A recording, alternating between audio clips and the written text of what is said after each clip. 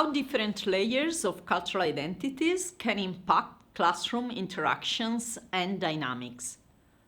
Different cultures, guided by their norms, decide on the behaviors that are common, right, or appropriate, and those which are uncommon, wrong, or inappropriate.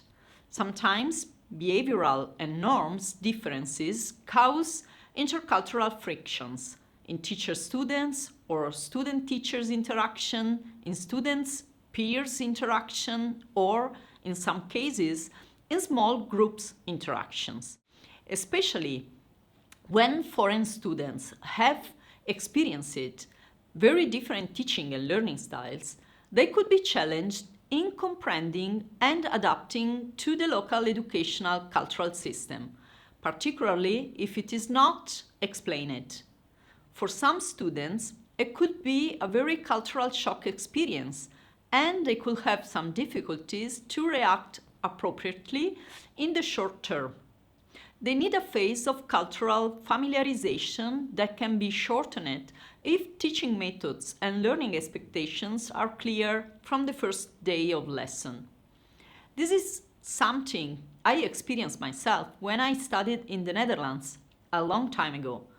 I was coming from an educational context with very numerous classes, with 50 or sometimes even 200 students.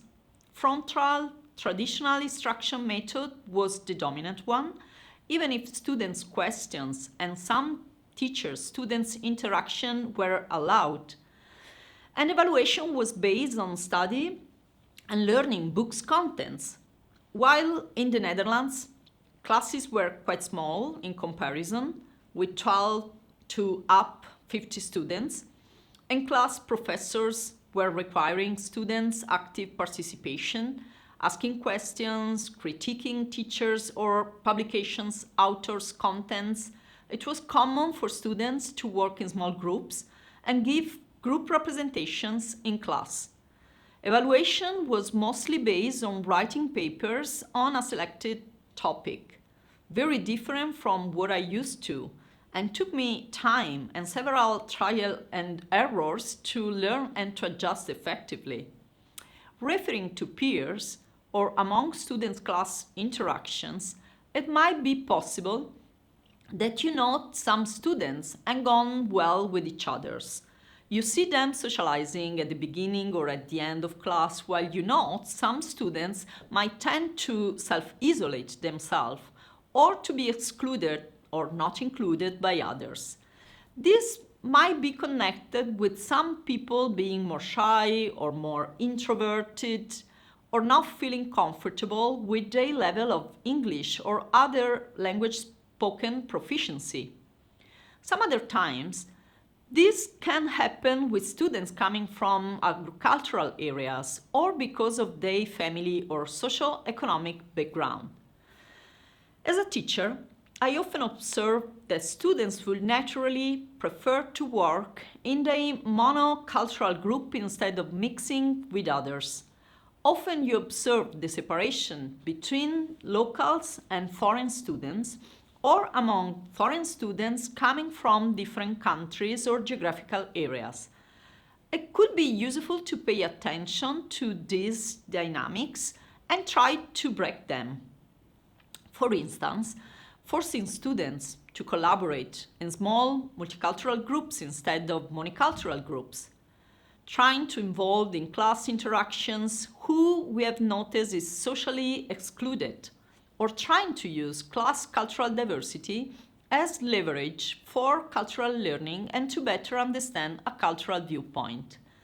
I, for instance, tried to mix them up using small multicultural working groups as a methodology to support the development of my students' intercultural and global skills.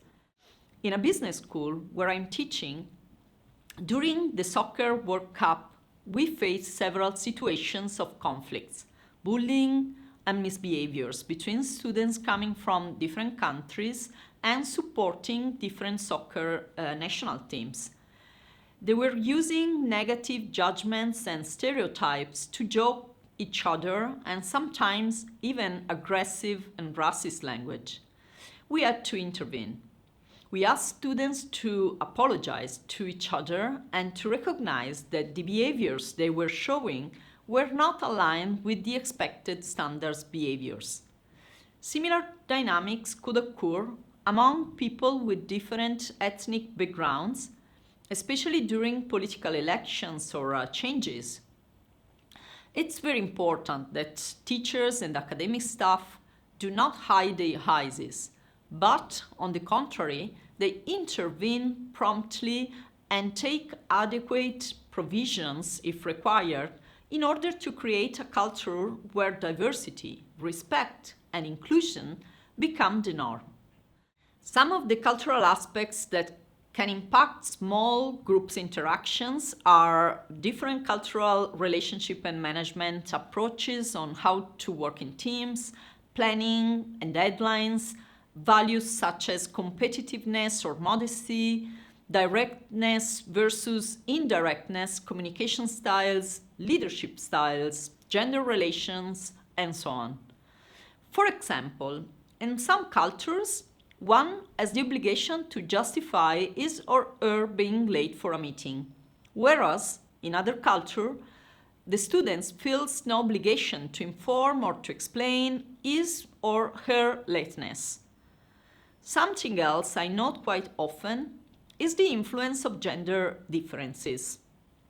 In some cultures, particularly where gender role division or separation is common, if a small group is composed by both men and women, it can happen that women tend to lay back and leave the men giving the presentation because this is part of the absorbed gender relationship culture, or because of lack of self-confidence due to historical gender role division. In this case, it can be useful to ask them directly or simulate them to take a more active role in the presentation. These are just some of the examples about how diverse layers of cultural identity can play a role or can influence multicultural educational context.